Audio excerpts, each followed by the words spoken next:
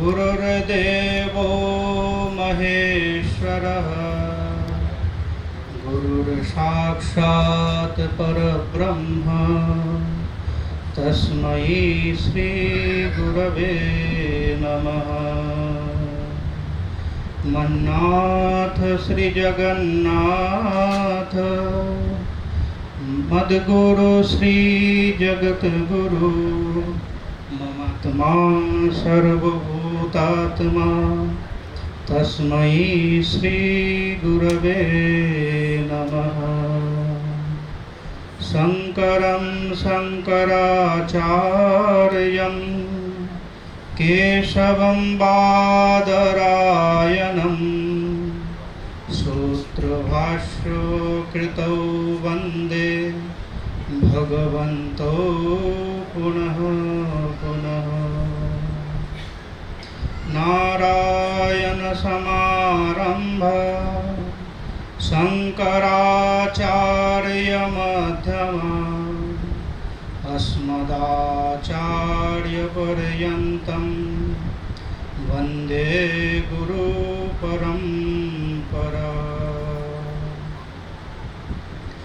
श्री राम जय जय राम।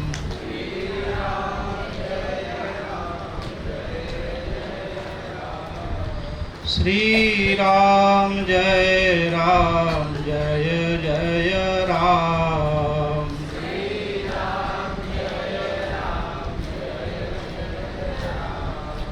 श्री राम जय जय राम। श्री राम जय जय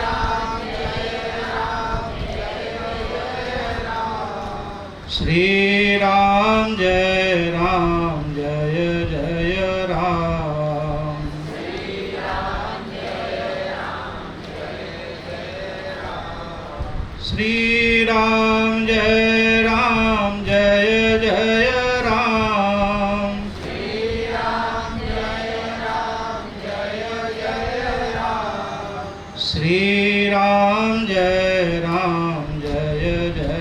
राम।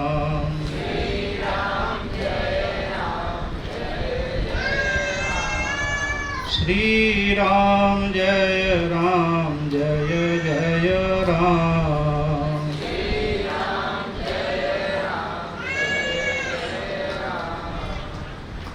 श्री श्री जगद्गुरु सद्गुरुदेव के श्री चरणों में दीर्घ साष्टांग दंडवत पूर्वक नमस्कार। ब्रह्मचारी यतिवृंद और विप्रवृंद, श्रोता के आसन पे उपविष्ट पुण्यात्मा।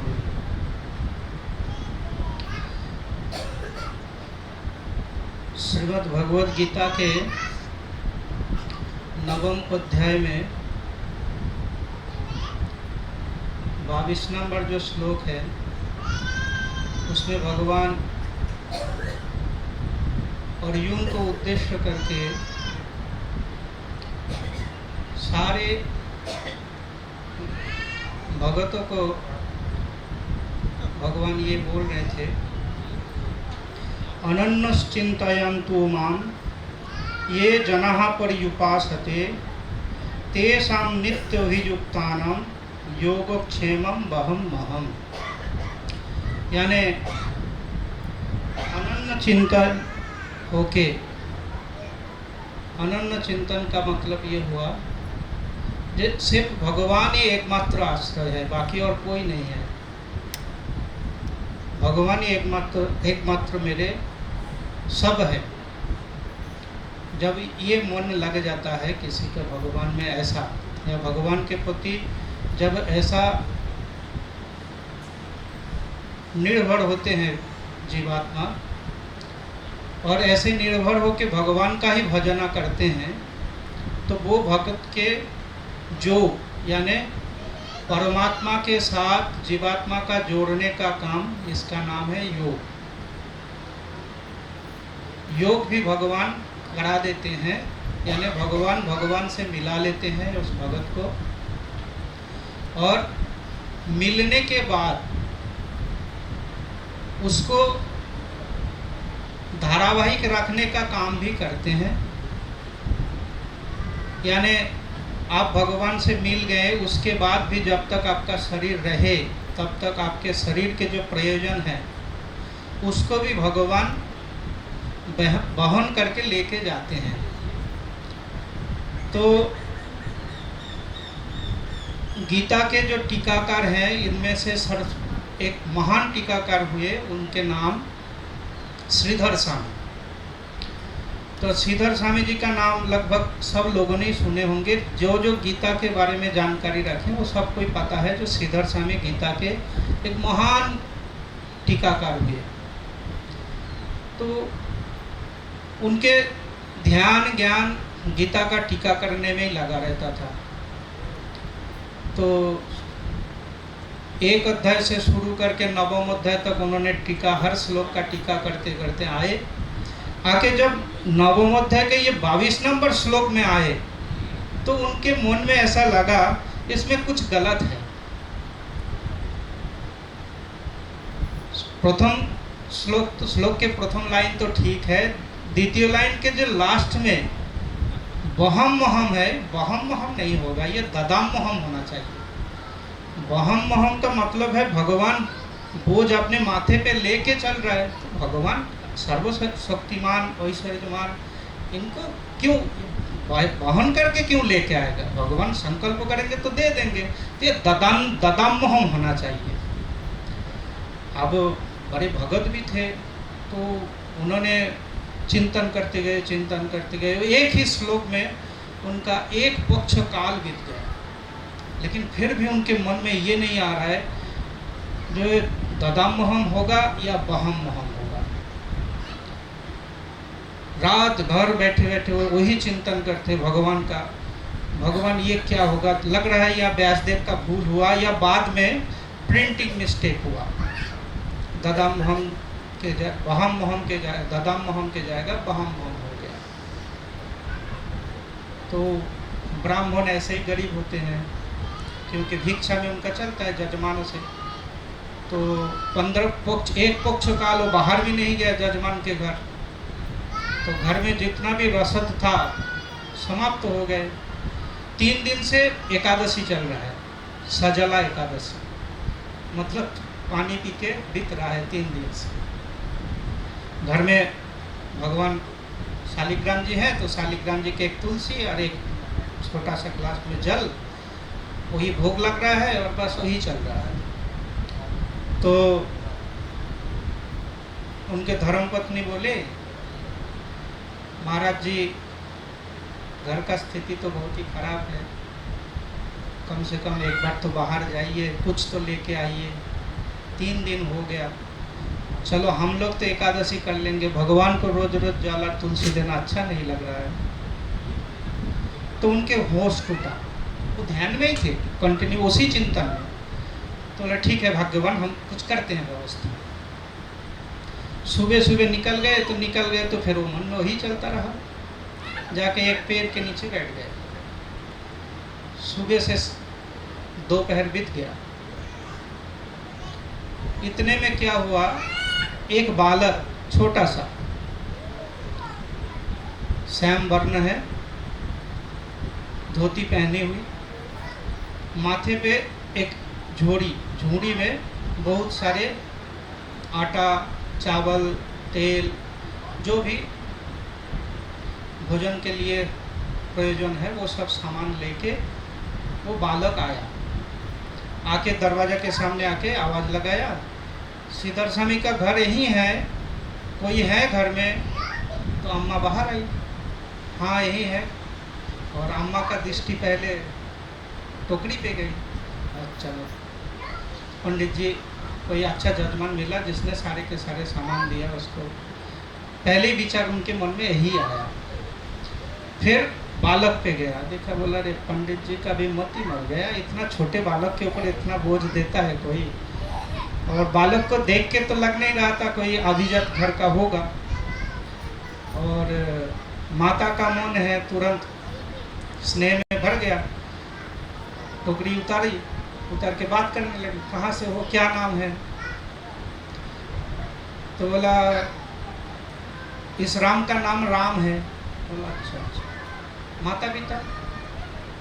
बोला इस राम का माता पिता नहीं है। तो उन्होंने सोचा अनाथ है बेचारा, बचपन में माता पिता हो गया, गुजर गए होंगे। भगवान तो सत्य सत्य ही बोल रहे हैं, वो तो अजन्मा है, उसके माता पिता कहाँ से आए? अच्छा, तो ये सामान कहाँ से आया? बोला वो पंडित जी ने बोला पंडित जी का सामान है, हम लेके आए।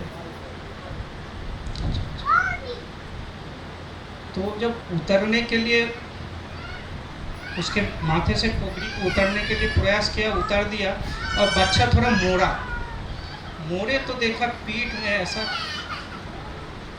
खंजर का जैसा ऐसा लगा हुआ है, खून निकल रहा है। तो माता ने पूछा किसने मारा तुम्हें, कौन निर्दयी ने ऐसा किया? बोला वो तो पंडित जी ने किया। क्यों? बोला मैंने कुछ बोल रहा था, पंडित जी समझ नहीं पाए, फिर पंडित जी ने उस समय अपने हाथ में कलम था, कलम से ऐसा लगा, अरे तुरंत हल्दी लगा के लेप टेप किया। फिर उसके बाद उनको भोजन प्रसादी कराया, जो भी भिक्षा में आया था उससे थोड़ा उनको भोजन प्रसादी कराया। और फिर पानी मांगा तो उन्होंने पानी लेने के लिए गया, इतने में अंदर गए, अंदर जाके पोथी को देखा, पोथी को देख के पोथी को ठीक किया, जहाँ उन्होंने काटा था उसको फिर काट के भगवान ने लिख दिया बहम महम। अब पंडित जी का वहाँ किसी ने बोला पंडित जी आप यहाँ बैठे हो, दोपहर हो गए, धूप ज़्यादा हो रहा है, जाए घर जाइए या कहीं जाना है? बोला नहीं नहीं बस हम तो घर ही जा रहे हैं। तो घर के लिए आए, प्रस्थान किए। अब जब पंडित जी घर में आए उस समय भी वो बालक पंडित जी के कुटिया के अंदर ही था। तो इतने में पंडित जी घर में आए तो वो बालक गायब।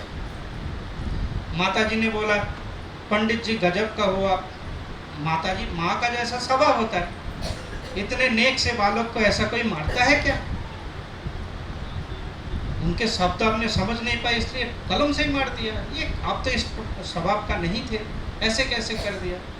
तो उन्होंने बोला भगवान ये तो बताओ हुआ क्या, मैंने किसी को मारा नहीं। कैसे मारा नहीं? जिस बालक सामान लेके आए उसको मारा। कौन सा सामान? बोला आप तो भेजे थे, ये तो पूरा सामान है। भगवान पंडित जी को तब चक्कर आ गया, बोला मैंने तो कुछ नहीं भेजा। भगवान रोक लो, तू शुरू से बोल क्या हुआ? तो उन्होंने बताया ऐसा ऐसा एक बालक आया, ये सामान दिया, आपका नाम लिया, बोला आपके कारण आया, आपने भेजा है सामान। मैं तो किसी जजमान के घर गया ही नहीं, मैं तो बरगद के पेड़ के नीचे बैठा था। फिर वो बालक कहाँ? बोला बालक तो आपके कुटिया के अंदर गया। तो उन्होंने दौड़ के कुटिया के अंदर गया तो देखा उनके पोथी खुला हुआ है, वहाँ कलम भी रखा हुआ है। वो गए पोथी को देखा तो पोथी ने देखा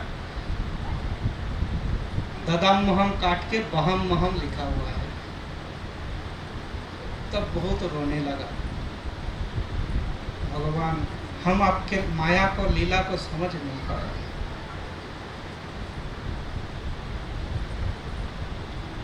अब मेरे को क्षमा कर दो, और मैं इतना दुर्भागा हूं जो मैं आपको देख भी नहीं पाया। अब पत्नी को बोला तेरा भाग्य है, देख तू जिसको पवाया वही जगत के तारनहार है, जगतपति है वो। आज भगवान श्री कृष्ण स्वयं आया था मेरे घर में, उन्होंने आके ही ये सब करके गया। फिर खूब रोने लगा, खूब रोने लगा। तो तब भगवान के आकाशवाणी हुआ, जो श्रीधर स्वामी तुम चिंता मत करो, मैं तुम्हारे प्रति रुष्ट नहीं हूँ, प्रसन्न नहीं हूँ। ये तो बस एक लीला था, तुमने मेरे अनन्य भगत हो, मैं तुम्हारे प्रति प्रसन्न हूँ। मैं वास्तव में भगत के लिए कुछ भी करने के लिए तैयार हूँ। भगत मेरे को जिस रूप में बुलाएगा, जिस संपर्क से मेरे साथ जुड़ेगा, मैं उसी भाव से उसके साथ जुड़ जाता हूँ। जे यथा माम प्रपद्यन्ते तं तथैव भजाम्यहम्। किसी भी नाते से मेरे साथ जोड़े तो कम से कम, कोई बेटा बना ले तो हम बेटा बन जाते हैं उनके लिए, कोई पिता बना ले तो हम उनके लिए पिता बन जाते हैं, कोई सखा बना ले तो हम उनके लिए सखा बन जाते हैं। बस किसी ना किसी संपर्क से मेरे साथ जोड़े, और जोड़ने के बाद मैंने उसको योग और क्षेम दोनों ही प्रदान भी करता हूँ, और योगक्षेम में बहन ही करता हूँ, मैं दे के ही संतुष्ट नहीं हो जाता हूँ। यानी भगवान कितने दयालु है, खुद झोली लेके चलते हैं पीछे पीछे, बोझ अपने माथे पे लेके आते हैं। इतने दयालु और कौन हो सकता है, आप बताइए। और भगवान फिर श्रीधर स्वामी को आशीर्वाद किया, जगत में तुम्हारे ये टीका प्रसिद्ध हो जाएगा। ये सत्य घटना है, शायद आप लोग कथा में कई बार सुने भी होंगे ये कहानी। ऐसा है अपना भगवान, मुरलीधर ऐसा ही है। इस कथा का तात्पर्य यही है, भगवान यही समझाना चाह रहे हैं, चलना शुरू तो करो। आज सुबह के प्रवचन में गुरुदेव भगवान भी यही बोल रहे थे गौ माता के कहानी में, बोला तुम इच्छा तो करो, हम सेना तैयार कर देंगे। वैसे ही भगवान के सामने हम लोग कुछ भी संकल्प अगर लें और ये मान ले जो हाँ भगवान ही है और वो ही उद्धार करेगा, वो साथ में है, ये विश्वास जितना आपका दृढ़ होगा,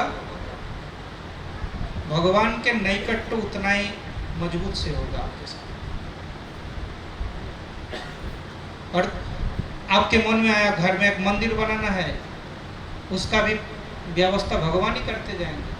भगवान के लिए सोचो कुछ भी, जैसे माता ने सोचा, हम लोगों का तो एकादशी 3 दिन चले 10 दिन चले कोई दिक्कत नहीं, भगवान को हम कैसे ऐसे भोग लगाए, रोज रोज तुलसी और जल भोग अच्छा नहीं लग रहा है।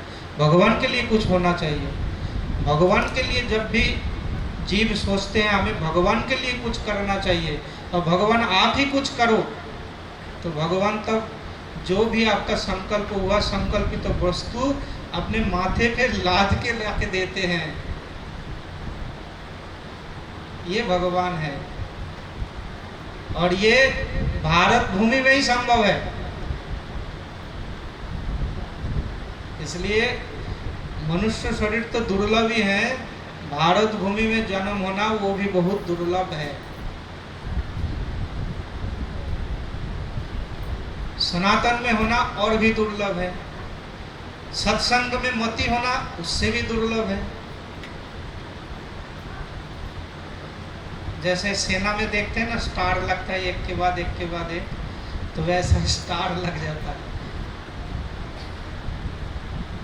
सतगुरुदेव के श्री चरण में और द्वारिकाधीश के श्री चरण में प्रार्थना है, उनके कृपा आशीर्वाद आप लोगों के ऊपर निरंतर वर्षित हो, और आप लोग भी भगवान के साथ वैसे ही जुड़े जैसे श्रीधर स्वामी जी जोड़ गए थे, उसके धर्मपत्नी जुड़े थे। इसमें से ये भी एक सीख मिलता है ना, जो गृहस्थ आश्रम में भी संभव है। हम लोगों के मन में ऐसा भाव है ना, हम तो गृहस्थ आश्रम में हैं, हम क्या भजन करके भगवान को पा सकते हैं? खूब पा सकते हो। चतुर आश्रम में, किसी भी आश्रम में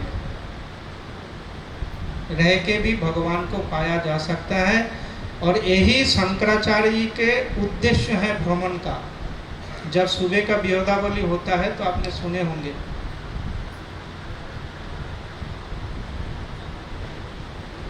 वर्णाश्रम धर्म को पुनः प्रतिष्ठा करने के लिए 4 शंकराचार्य निरंतर 2500 साल से निरंतर प्रयास करे जा रहे हैं।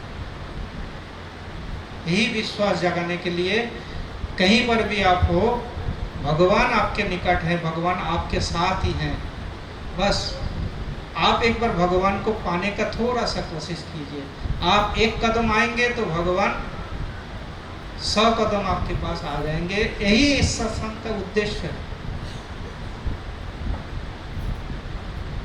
इतने उम्र में भी गुरुजी इतना दौड़ भाग कर रहे हैं, एक दिन भी गुरुजी का विश्राम नहीं है, निरंतर। और सुबह से रात तक ऐसे बैठे बैठे निरंतर सबके लिए उनका प्रयास चल रहा है। आप सबका कल्याण हो। और एक बार राम नाम हो जाए। श्री राम जय राम जय जय राम। श्री राम जय राम जय जय राम। श्री राम जय राम जय जय राम।